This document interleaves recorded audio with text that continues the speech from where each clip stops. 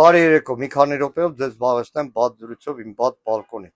Ավելի ճիշտ, սա զրույց չի, սա հաղորդում է հանցագործության մասին, զանգվածային հանցագործության մասին, որն իրականացնում է Հայաստանի Հանրապետության քաղաքական իշխանությունը, պաշտպանության նախարարը,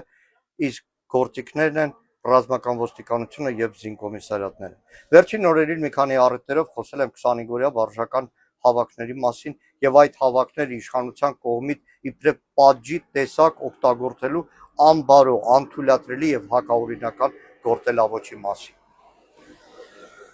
Երեք պարզվեց, որ բազմաթիվ մեր հայրենակիցներ, որ ժամանել են հայրենիք եւ պատրաստվում են վերադառնալ պայմանական Ռուսաստան, նրանց ելքը Հայաստանի Հանրապետությունից արգելված է, իսկ արգելում են քաղաքացիների ելք, ովքեր կատարել են հանցագործություն, ովքեր գտնում են քրեական հետապնդման տակ, այս կամ այն պատճառով ունեն երկրից բացակայելու սահմանափակում։ Պարզվեց, որ ռազմական ոստիկանության պահանջով բազմաթիվ մեր հայրենակիցների ելք արգելվել է։ Իսկ ռազմական ոստիկանությունը տվյալ դեպքում զինվորական ծառայության 25-օրյա վարժական հավաքների հետ կապված կարող է արգելել։ Հիշում եք, այս օրերին իշխանության ներկայացուցիչներ, նախարարներ, պաշտոնյաներ սպառում են, ով գալիս է Ռուսաստանից, միանգամից 25-օրյա վարժական հավաքների պետք է տանեն։ Օրենքը ասում է 25-օրյա վարժական հավաքների քաղաքացուն տեղեկացնում են էլեկտրոնային փոստով։ Եթե փոստ չունի, ապա տեղեկացնում են արձեռ։ Եթե անհնար է կամ հրաժարվում է արձեռն ընդունել,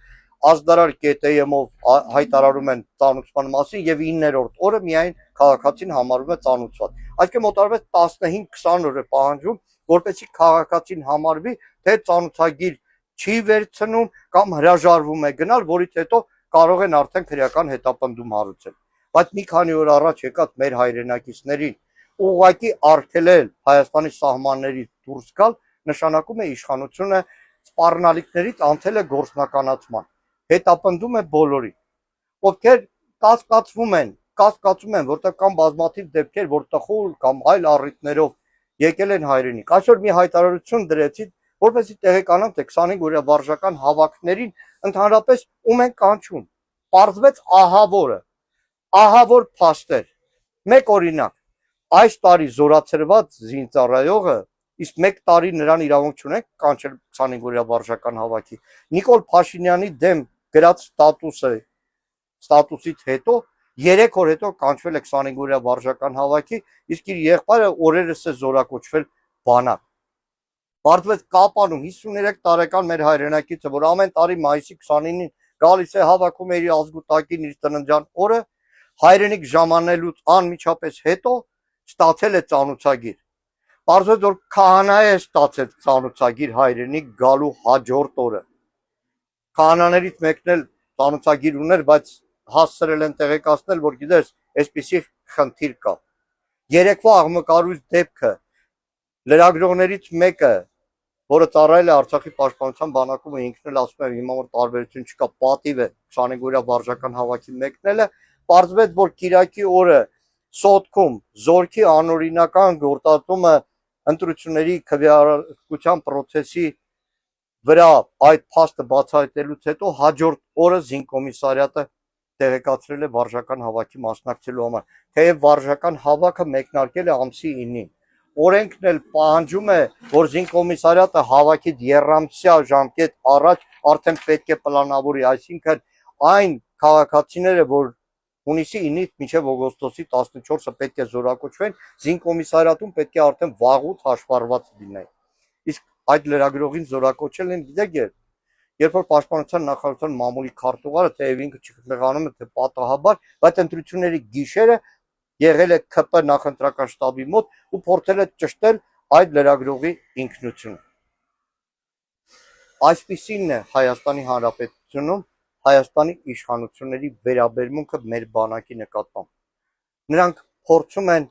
մարդկանց մեջ սերմանել, որ 25-օրյա վարժական հավաքը պատժի տեսակ է։ Նրանք ատում են մեր բանակը, որ չատեն մեր հարյուրավոր զինվորների գիշերը ժամը 20:00-ից 3-4 րոպե առաջ չէին բերի ընտրատեղամաս, թեև այդ ժամին զինվորը զորամասում ընտրիքի պետք է լիներ։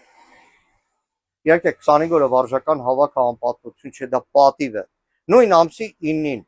սահմանված ժամկետում մեր դաշնակցության ուսանողական միությունից մեր ընկերներից մեկը զորակոչվել է 25 օրյա վարժական հավաքի եւ պատվով գնացել է։ Նախորդ 2 ամիսներին ու տարիներին մեր բազմաթիվ դաշնակցական ընկերներ զորակոչվել են եւ բոլորը գնացել են, պատվով գնացել են, հետ գալուց հետո էլ ամեն անգամ մոտեցել են թե ընկեր Գեգամ, այս հարցը կարելի է ուղղել, սա կարելի է ուղղել եւ անցնող 5 տարիներին պաշտպանության հանձնաժողովում փորձել եմ օգտակար լինել, որ 25 օրյա վարժական հավաքները դառնան արդյունավետ։ Բայց ամեն ինչ ջուրն է լցվում, որտեղ այս իշխանությունը շարունակում է առատավորել բանակը, բանակում ծառայությունը, այդ թվում 25 օրյա վարժական հավաքները, մղելով ռազմական ոստիկանության ու զինկոմիսարիատների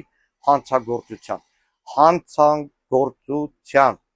օրենք խախտելու, տոտալ խախտելու եւ վստահաբար մի օր դրա համար պատիժը լինելու է։ Լավ մնացեք։